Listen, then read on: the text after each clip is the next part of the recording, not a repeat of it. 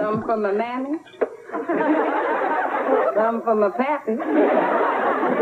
A little bit more and we'll all be happy.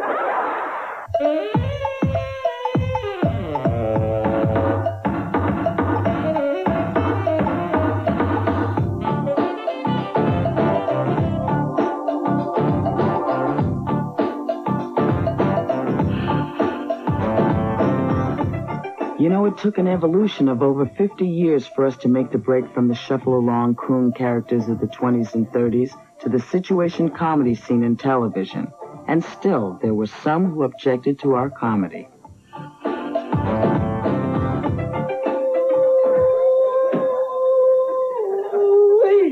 That's My Mama was one of the hippest situation comedies in its time. The characters in it were middle class and intelligent. Yet some still objected to the show's black stereotypes. Hey, man, that ain't all, though. You know, Leonard has no sense of humor. You remember after the honeymoon, how he didn't even laugh when he found out we spun the dial on Tracy's pill calendar? Man, they really had to sweat that one out for a couple of weeks. Tomorrow is the anniversary of our first date. And you know, Weezy paid for that date. And she's been paying for it ever since. I am a living example of what America is today. You sure are, child. Your hair's in recession and your mouth's inflated. Yeah, Mr. Jefferson is so ugly that when he used to work in the bakery, they used to dip his face in the batter to make the animal cookies. The Jeffersons was a TV favorite. It offered viewers an opportunity to see black actors in successful comedy roles. Get out of here. All right, now, just a minute, Buster. We got a deal, and you're going to stick to it. What? Okay,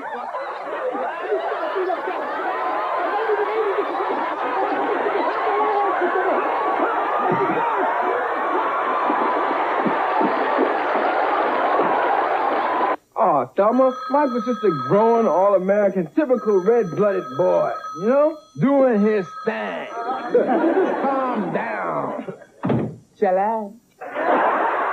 Good Times told the story of a lower-middle-class black family.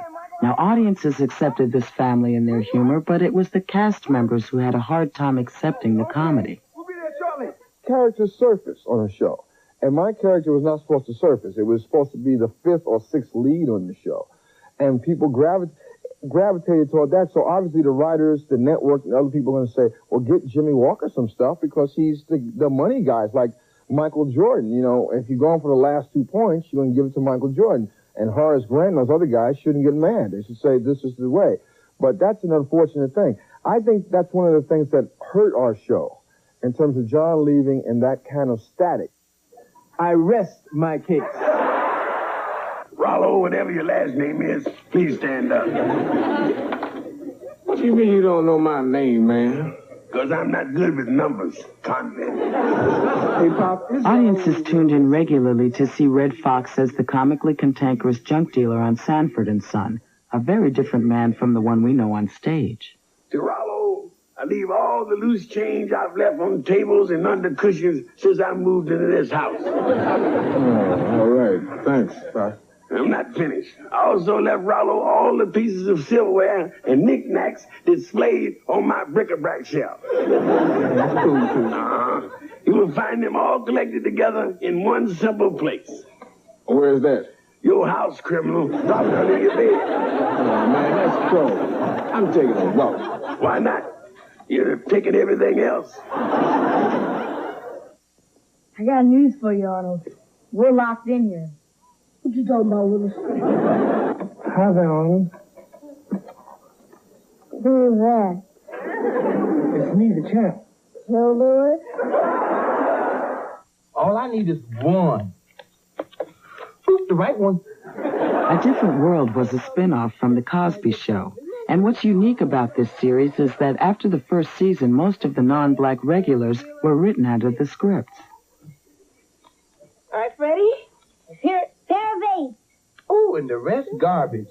What a shame. Full House Jack's high, baby. Okay, Toby, what about you? All garbage. Hey, don't worry about it, brother. That's your first hand. You from another country. Yep. Now, do this and show me what you got so I can take the pot. Well, all I seem to have is 2 pair of queens. It has been a pleasure.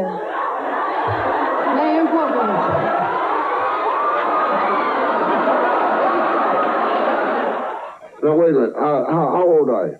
Dad, you know how old... I'm 18, Mr. Weewax. 18? I'm sorry you can't have it. 18-year-old people, they party too much. Did I say 18? Yeah. I meant I've been on my own since I was 18. I'm actually 23. That's fine. Okay. Now, I will need first and last month's rent.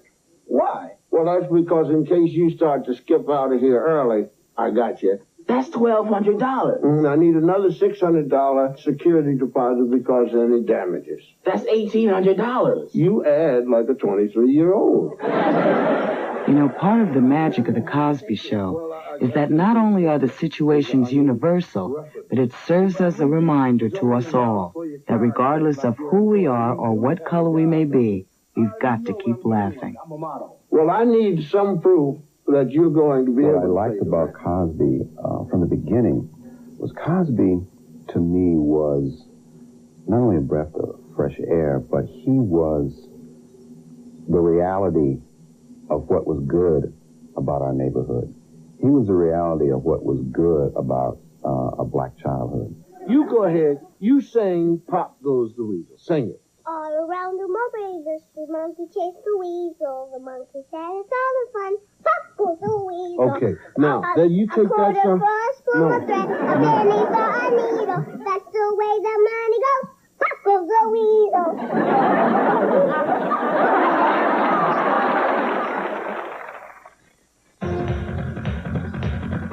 A Laugh a Tear will be right back.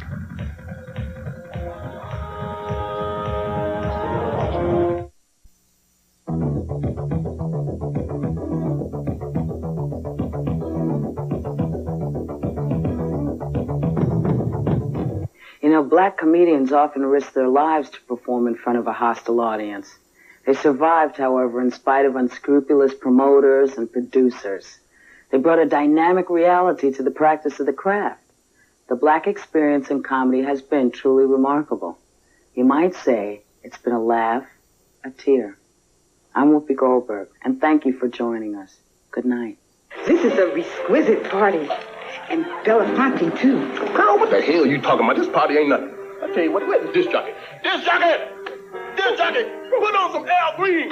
Shut up! You acting just like a you-know-what. Lee Jr., tonight you're gonna meet your father. Oh, that's an ugly baby. He looks just like his father. He's the whipped king, you know. You better take him off that porch. I'm trying to tell you what. Here, give him a drink. Ever have a heavy-set aunt fall down the steps? Make a whole lot of f***ing noise. It's scary, too, because they be calling Jesus on the way down. And aunts don't like to fall straight down the steps like a kid. They be trying to break the fall and hold it and stop the shit. And that just make the fall take a half hour. Then, real loud, you're like... Lord Jesus Christ, help me, Lord, please, Jesus, please. Now, Mr. Jefferson is so ugly that when he used to work in a bakery, they used to dip his face in the batter to make the animal cookies. Sheriff, fool! You better slow that car down! Goddamn, you don't come driving down through here like you crazy! This is a neighborhood, man. This ain't no residential district. If anybody in organized crime ever saw my face, I would be a dead man. There is no... And because of my father, between the ages 7 through 15, I thought my name was Jesus Christ. The Jesus Christ! And my brother Russell thought his name was Dammit. Dammit, will you stop all that noise? Jesus Christ, sit down! So one day I'm out playing in the rain. My father said, Dammit, will you get in here? I said, Dad, I'm Jesus Christ. I hate my wife. I ain't gonna need me lying. Y'all can tell if y'all want to. I hate her. I wear my wedding ring on the wrong finger because I married the wrong damn woman.